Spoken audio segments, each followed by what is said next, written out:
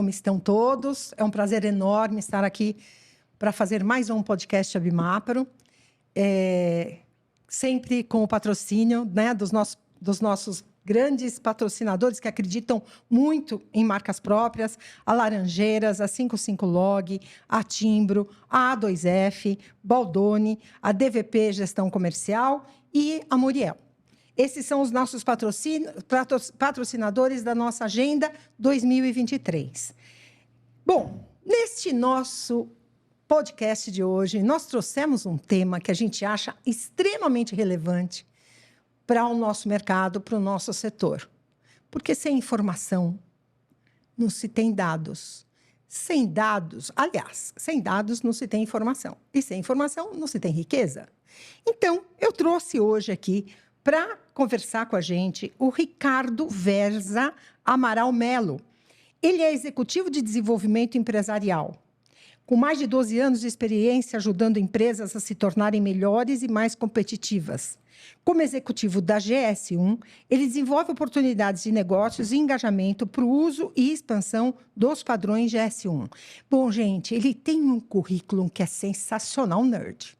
Mas eu vou fazer ele mesmo se apresentar, porque certamente ele vai falar melhor dele do que eu, né? Então, Ricardo, muito bem-vindo. Um prazer enorme ter você aqui, em especial por causa do papinho que a gente bateu aqui um pouquinho antes, né? Que eu me identifiquei. Então, por favor, apresente-se desde já. Muito obrigado pela sua presença. Imagina, prazer, Neide. Prazer a todo mundo que está assistindo a nós. Obrigado pela sua oportunidade. É sempre muito bacana poder falar do que a gente vai falar daqui a pouco, é o Código 2D. Mas um pouco sobre mim, então, eu sou o Ricardo Melo, da GS1 Brasil, estou lá já há 7 anos praticamente, e o meu papel em especial dentro da GS1 é ajudar o mercado a entender mais sobre os padrões e cada vez adotá-los e adotá-los da melhor maneira, né? Para que isso, como você bem disse, retorne para a empresa, né? Porque o padrão, ele traz um valor muito grande, mas ele precisa ser bem aplicado. Então, nessa jornada aí de 7 anos, quase de GS1, já passei pelo setor da moda, transporte e logística, e-commerce, marketplace.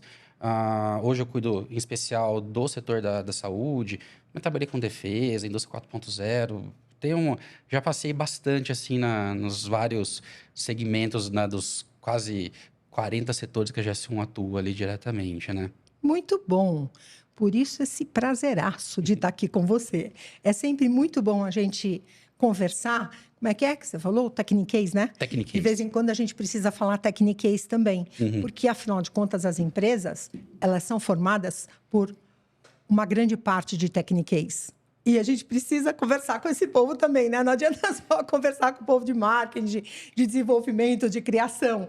A gente precisa falar o tecniquez, em especial quando a gente quer aplicar a inovação. Sim. Quando a gente quer se atualizar com aquilo que existe de mais moderno no mundo. Porque é assim que funciona. O mundo mudou, tudo mudou e a gente precisa se adequar. Exato. Então, eu queria começar...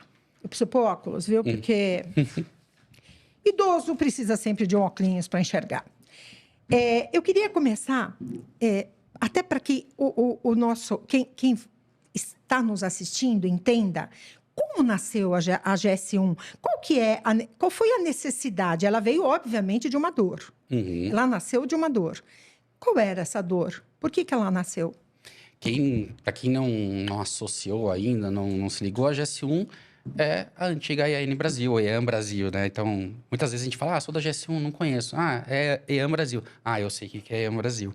Então, a GS1 ela é uma entidade global, né? Ela sem fins lucrativos, está em 116 países, a gente atua em mais de 150. E o papel dela principal é esse, é sanar uma dor, né? É permitir que consigamos ter automação, principalmente.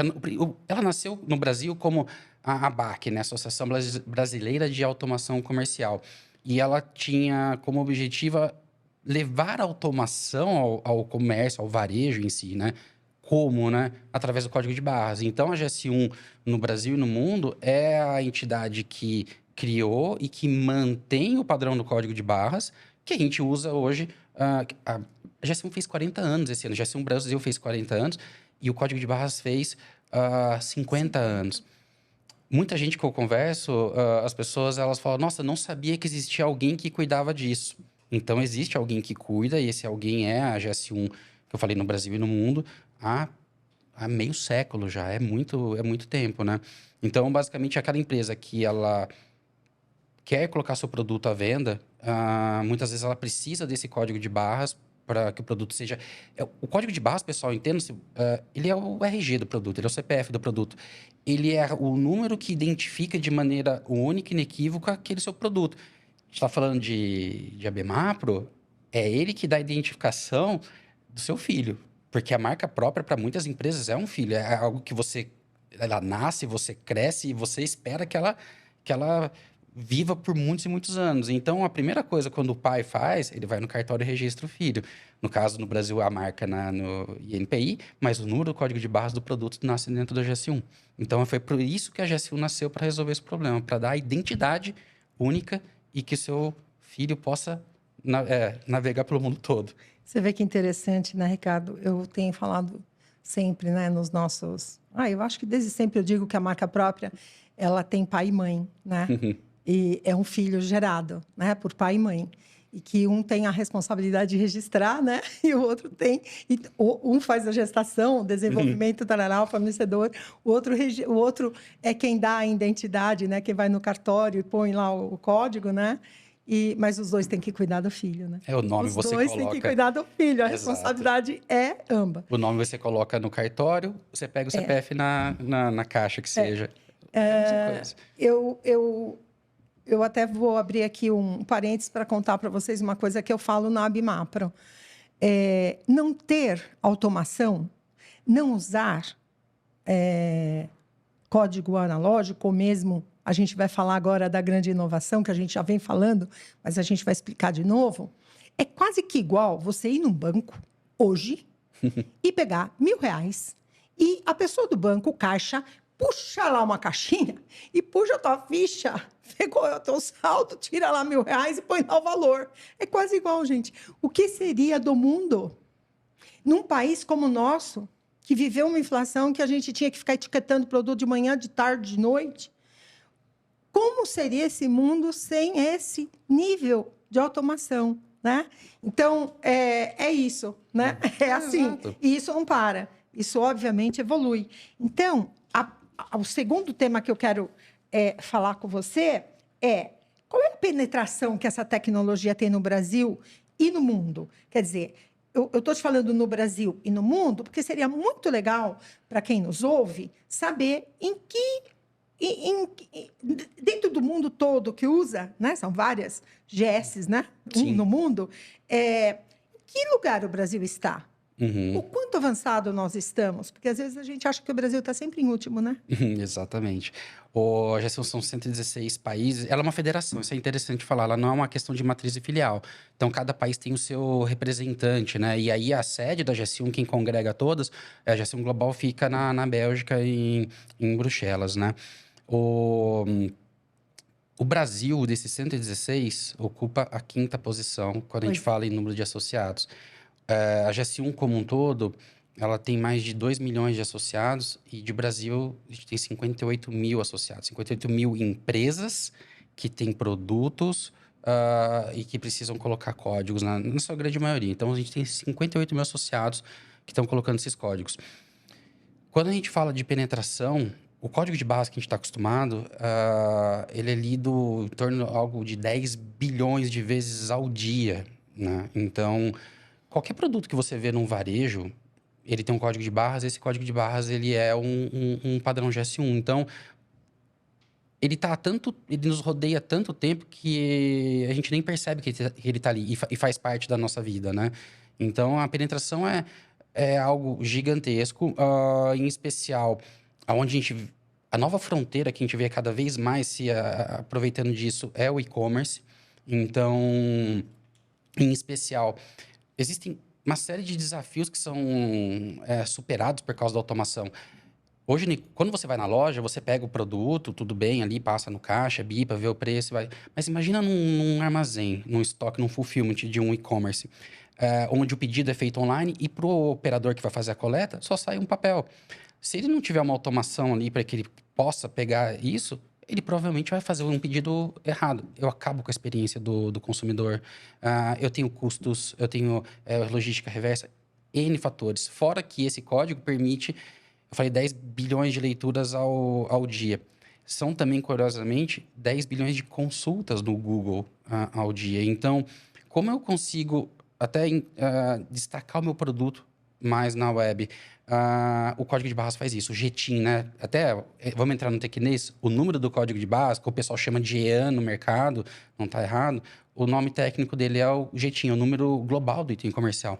Então, você pega um Google, por exemplo, isso é super importante, porque ele quer saber o seu comportamento de compra. Ele quer recomendar o seu produto para aquele cliente. Se ele não consegue saber com precisão se aquele produto é o seu produto, ou que produto é aquele, ele não recomenda. Então, quem está fora disso, está perdendo uma oportunidade muito grande, inclusive no e-commerce.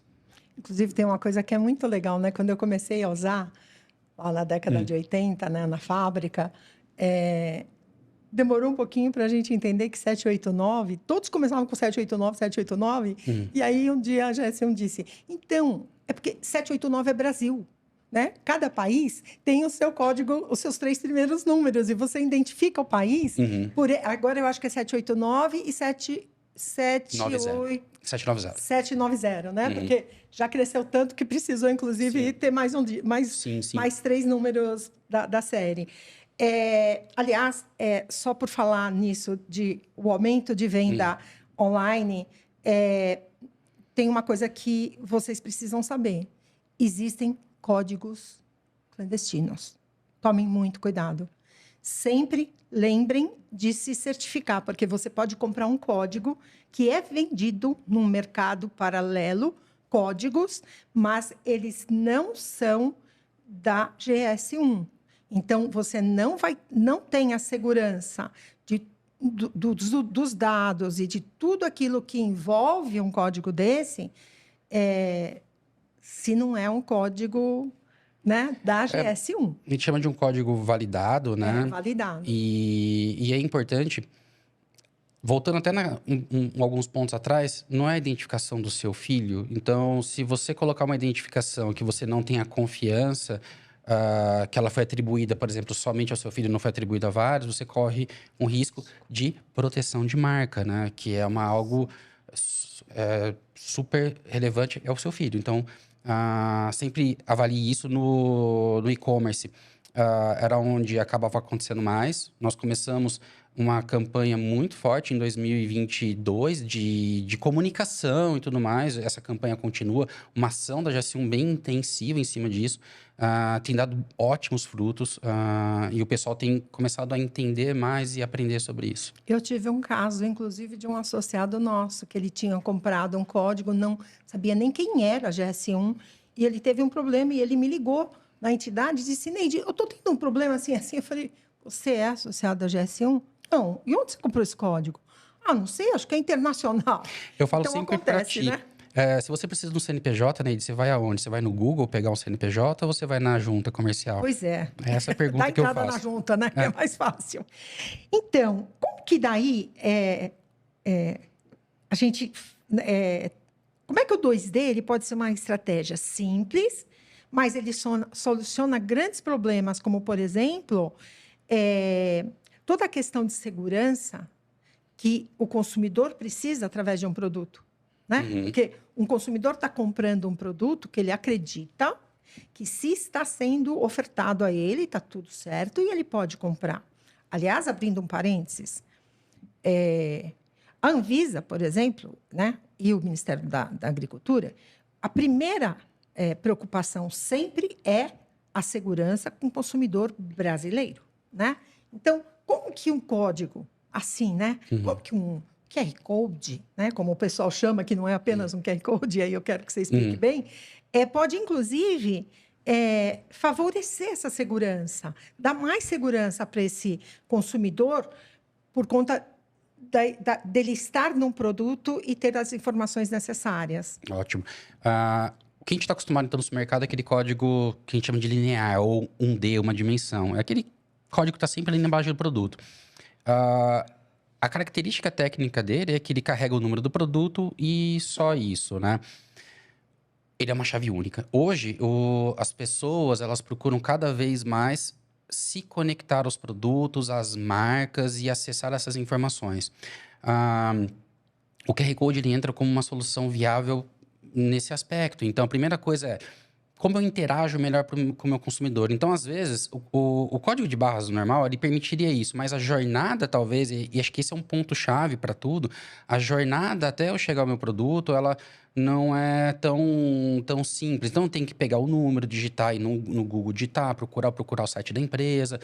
Com o QR Code, eu consigo facilitar esse caminho. Eu consigo pegar o meu consumidor e levar ele até o destino que eu quero. Pode ser o site do meu produto, a rede social, o que seja. Então, essa é uma das primeiras maneiras como o QR Code, ele facilita ainda mais.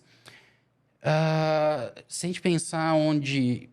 Claro que a tecnologia, ela está cada vez mais acessível. As pessoas têm desenvolvido cada vez mais a facilidade de lidar com isso. Mas algumas coisas de tecnologia ainda são não tão acessíveis ou facilmente absorvidas pelas pessoas. Como é que a gente pode, então, facilitar? Eu, como dono de marca, dono de produto, o que eu quero é que o meu consumidor tenha a melhor experiência possível. Então, o código de barras 2D, a primeira coisa que ele me ajuda, muitas vezes, é chegar de maneira mais fácil e precisa... Do que um QR Code normal. Não, o QR Code... Que é importante que as pessoas saibam. Porque às vezes falam, não, eu já tenho QR Code no meu produto. Não é isso. Existem várias coisas, a gente vai começar a entrar nos detalhes, mas então... O QR Code, em si, ele tem esse objetivo de eu conectar a pessoa ao meu produto. Então, eu tenho QR Codes com padrão GS1 e sem padrão GS1, e ambos se propõem a fazer isso e funcionam bem. A questão é, quando eu uso um QR Code com site normal e tradicional, eu perco oportunidades. E o esforço para eu fazer um QR Code no padrão GS1 ou não é o mesmo. Então, se eu gasto o mesmo esforço para fazer algo... ou eu posso fazer com o mesmo esforço algo melhor, que me traga mais retorno e cubra maior número de oportunidades, por que não fazer? E sem custo. E sem custo. Né? Isso é bastante importante, bem colocado. Sem porque custo. As pessoas acham, muitas vezes, que para colocar um QR Code no padrão GS1, ela precisa ter um custo extra pelo tipo do código. Não é verdade. Ela tem o custo pelo número. Se eu coloco no código de base linear, no QR Code e tudo mais, não muda para a vida dela, para o produto, para o custo dela. Então... É importante que ela tenha esse conhecimento que, já que eu estou fazendo, vou fazer da melhor maneira possível, porque isso me traz mais oportunidades. E aí que essa questão do QR Code no formato, que a gente chama de GS1 Digital Link, é o nome que a gente usa desse padrão no mundo todo, é justamente isso. Conseguir organizar essas informações para que eu consiga, para que toda a cadeia use. Importante, o QR Code que a gente está acostumado, ele serve então para conectar o consumidor à marca. Mas por que não trazer todo mundo? Distribuidor, varejo, ou imagina outros aplicativos. Eu estou comprando um medicamento, um produto para a saúde. E eu tenho um aplicativo de confiança que eu uso para gerenciar isso, saber meus horários. Por que esse aplicativo não pode interagir com o meu produto? Se eu uso um QR Code que não segue um formato que aquele aplicativo entenda, eu não interajo, tenho uma dificuldade. Eu, como dono de marca, eu perco uma oportunidade orgânica de favorecer meu produto. Então, eu como consumidor, às vezes, buscar um produto que eu sei que ele funciona com as outras coisas da minha rotina no dia a dia. E aí é uma das grandes ganhos de oportunidade quando você começa a organizar e padronizar esse QR Code. Outra coisa que é interessante falar para o pessoal, por que eu tenho um QR Code e tenho o EAN 13 na embalagem? O código EAN, ele carrega aquela única informação, qual é o meu produto. A vantagem dos códigos 2D em relação ao código linear é que ele pode carregar mais informações. E como você bem disse no começo, dados, né? As pessoas querem mais dados. Onde eu coloco isso, né? Esses códigos me permitem colocar muitos dados. Quantos? Mais de 2.000 caracteres, por exemplo. Então, eu consigo escrever muitas informações. É mais que o suficiente para eu colocar uma data de validade, um lote, um número de série, ou uma data de fabricação. Estou falando só de algumas informações. Uma receita. Você consegue, não precisa pôr uma receita. Você pode pôr aonde está a receita. E aí depois a gente vai entrar nesse detalhe.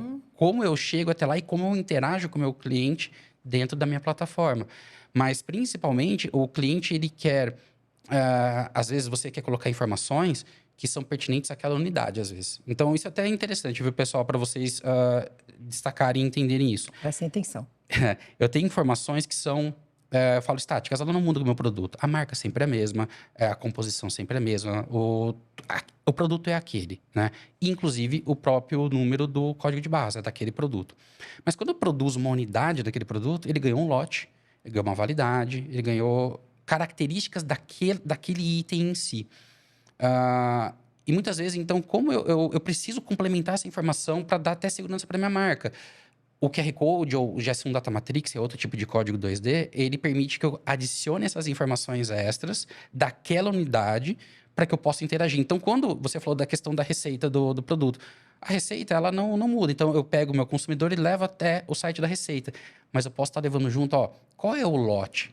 Qual é a validade? Nossa, mas se procura o quê? Inteligência. Eu vendi esse lote para uma região do Brasil.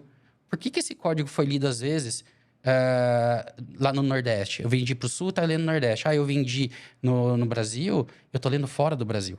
Isso é importante, isso traz inteligência. Deixa eu abrir um parênteses aqui de um caso que justifica porque eu vou colocar o QR Code.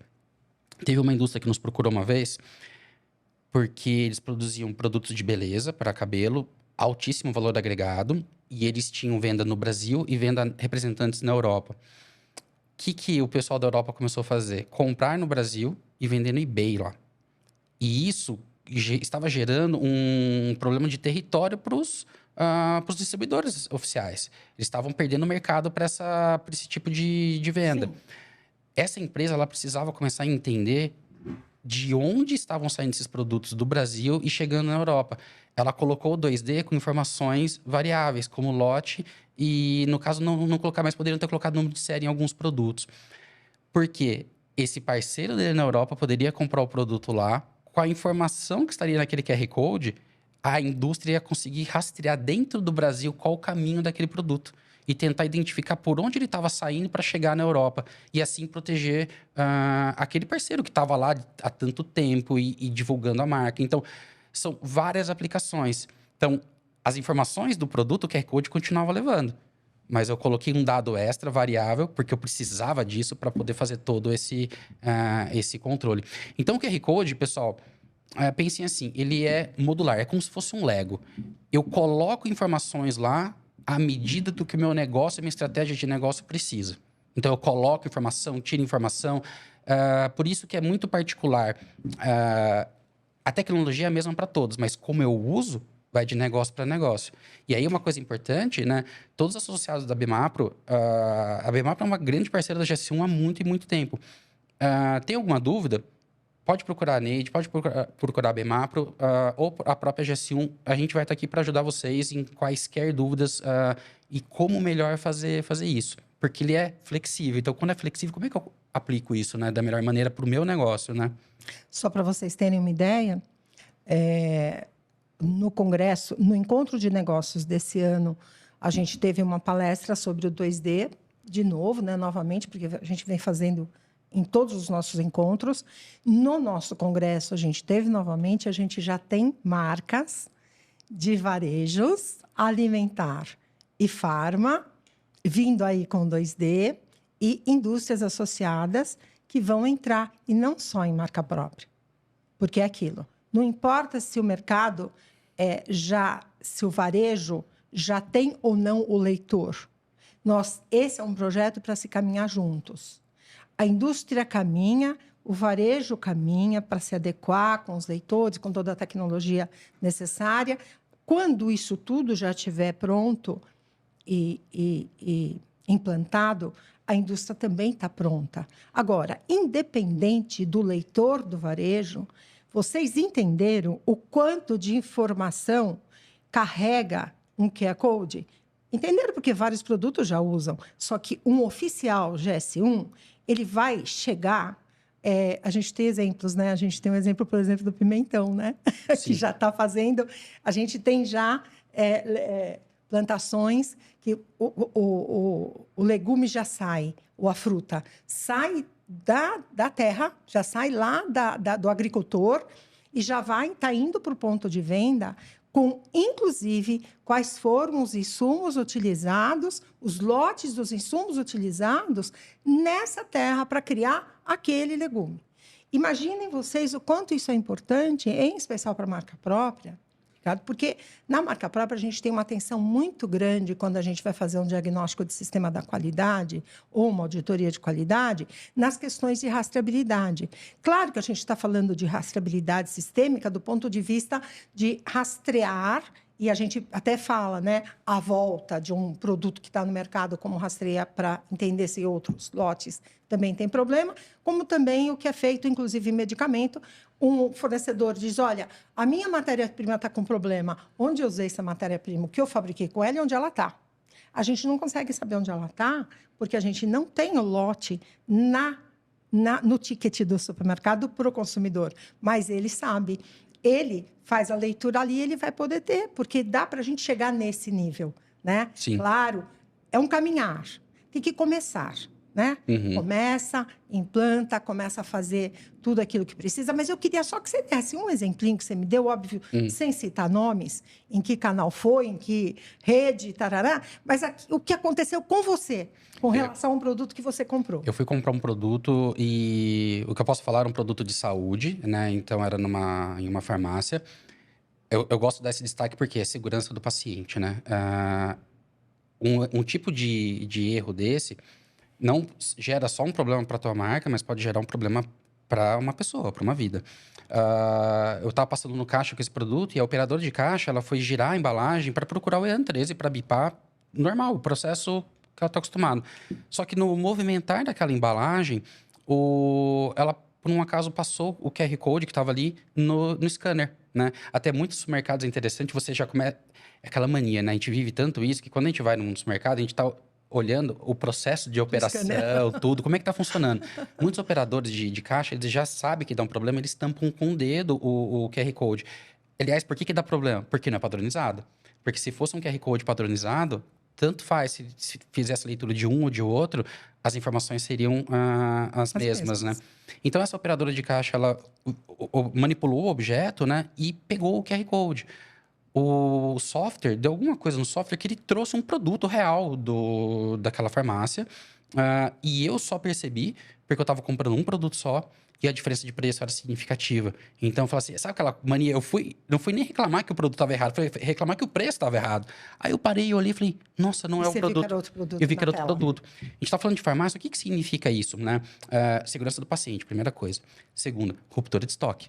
Pô, eu tenho um nível de estoque de um item, só que esse item não está dentro da loja. Como assim? E se eu tivesse comprando um item que é muito... Por acaso eu percebi porque o preço estava acima, né? E se eu tivesse comprando um item acima e o preço fosse abaixo? É desconto, né? A pessoa nem percebe e vai embora. Então, essa falta de padronização, ela gerou um impacto... Ela poderia ter desencadeado uma série de impactos, né? Experiência do consumidor, segurança do paciente, ruptura de estoque, não vou fechar o faturamento, perdas, né? Então, isso vai ajudar a aumentar o nível de perda, o índice de perdas do varejo farmacêutico, que é um dos menores, mas existe, né? Então, tá aí um exemplo. A questão do perfil o perfil do consumidor. Perfil do porque consumidor. Ele tem um perfil para comprar aquele e passou outro, então tá... Né? Já se perdeu. Você gastou milhões de reais em inteligência artificial. Credibilidade, né? Você gastou milhões em inteligência artificial, estudo e quebrou ali por uma coisa. Olha o quanto simplória. É importante, gente. E aí, eu queria falar de oportunidades com o código 2D, né? Porque a gente tem várias oportunidades que a gente elencou aqui. E aí, eu queria até que você falasse um pouquinho... Depois, eu vou passar rápido, mas eu queria depois que você falasse um pouquinho sobre isso. Gerenciamento de estoque, que a gente já falou, né? Prevenção de perda, FIFO, disponibilidade da rastreabilidade, autenticidade do produto, que a gente hoje tem uma regra da qualidade, que os rótulos, as embalagens, elas têm que ficar trancadas numa indústria, exatamente para a gente... não ter o perigo de se roubar aquilo e fazer um produto clandestino com aquele rótulo. Isso, principalmente na indústria farmacêutica, é importantíssimo, né? Visibilidade da cadeia de segurança, prevenção de venda, combate à falsificação, sustentabilidade, né? Então, a gente habilita... essa parte eu achei muito legal, gente, porque como eu eu sou expert em ESG, eu falo sempre que não dá para a gente falar de sustentabilidade hoje sem falar de circularidade, né? Seria um absurdo, né? Mas poucas pessoas sabem o que é economia circular. E a gente precisa habilitar a economia circular, e o código pode ajudar isso, inclusive, né? A prevenção de desperdício, o engajamento do consumidor, né? As informações todas que são possíveis de engajar, que eu vou citar a Fátima Merlin. A Fátima Merlin, ela é uma grande parceira nossa, e ela sempre fala, né, que o consumidor no centro das decisões, se o consumidor está no centro das decisões, a gente tem que usar o 2D, para informá-los, né, o máximo possível. E a questão de... A Fátima fala, se ruptura fosse considerada no ranking da Abras, falando do varejo alimentar, ela seria o quarto... Ela está em quarto lugar. Tamanho, o volume de ruptura que a gente tem nesse país.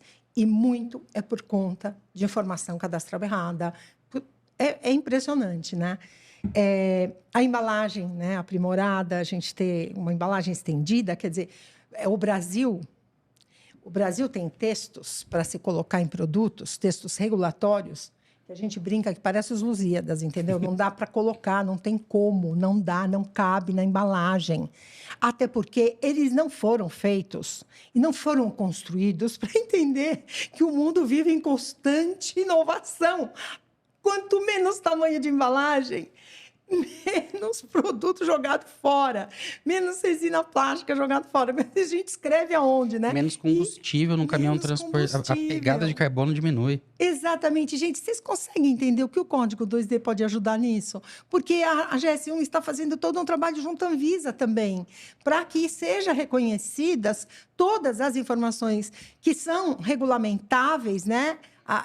Para fazer parte, que esteja ali. Então, a gente está falando, gente, de um mundo, de um universo que é extremamente amplo, né?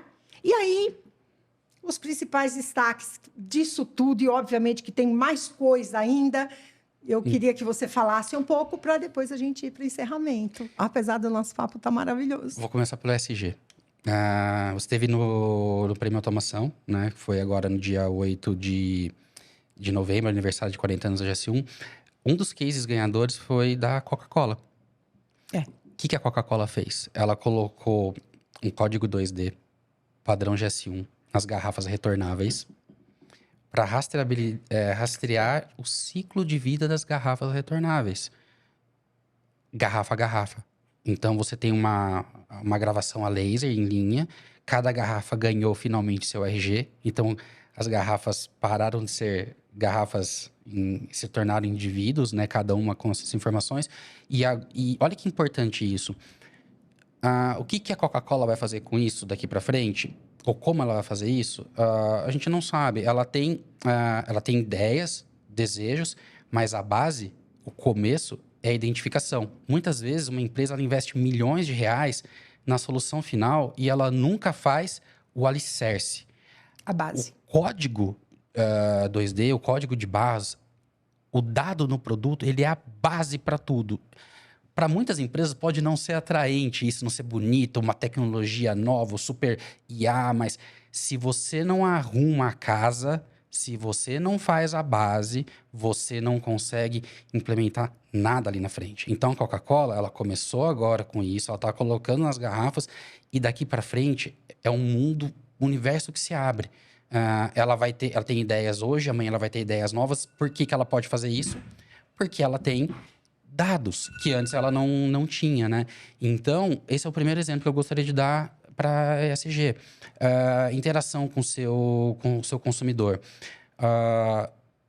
Então, a primeira coisa é o QR Code, ele só levando o consumidor ao site e tudo mais, mas você pode adicionar informações. Você experimenta o QR Code com aquele dado só, vamos falar assim, estático. E no futuro eu quero mais, você não precisa jogar fora o que você fez, você incrementa. Então, além de tudo, ele é sustentável por isso. Eu gastei um esforço em tecnologia para implementar alguma coisa, quando eu me sentir confortável, achar que é o momento da minha empresa, eu posso dar um passo a mais. É colocar uma validade, colocar um lote. Para quê? Na hora da interação do meu consumidor com a minha marca, a hora que ele chega no meu site, eu consigo capturar informações, dados. Eu melhoro a experiência de interação com o meu consumidor. Eu entendo melhor o meu consumidor. E essa é uma coisa coisa importantíssima. Você cria uma marca própria e muitas vezes você tem uma dificuldade, um custo de capturar as percepções dessas pessoas. Então, como que eu posso fazer isso? A questão do código, do QR Code, levar esse consumidor até a minha empresa, me facilita, me reduz custo. Eu consigo experimentar mais. Eu estou falando de agilidade hoje em dia, né? Eu consigo experimentar mais, testar mais, né? Com isso. São infinitas. Você falou questão de operacional. Um QR Code desse, eu ajudo o e-commerce a fazer uma separação correta. Porque muitas vezes eu estou fazendo uma venda... e se a experiência de venda não foi bacana, muitas vezes o consumidor associa isso ao meu produto e não à jornada como um todo. Então, eu preciso facilitar também o fluxo da cadeia logística, porque eu tenho... Por mais que eu tenha parceiros nisso, eu tenho minha cota de responsabilidade. Afinal, o maior interessado sou eu mesmo. Eu quero entender como isso está acontecendo. Se eu posso ajudar o meu parceiro a ser mais eficiente, mais automatizado, por que eu não vou fazer isso, né? Isso se desdobra, então, de N maneiras. A gente fala, então, muito de sustentabilidade, a gente fala do consumidor, mas eu tenho parceiro, eu tenho o distribuidor, eu tenho parte de marketing, né? Eu consigo explorar infinitas possibilidades. Por quê? Porque eu tenho mais informação. Eu tenho um mecanismo que eu posso colocar informação. E aí o céu é o limite, né, com isso. Do ponto de vista logístico, é sensacional, né? Uma virada de chave absurda. Sim. Quando você tem a possibilidade de ter informação nesse nível, né? Imagina então, que eu assim, tenho ele imagina...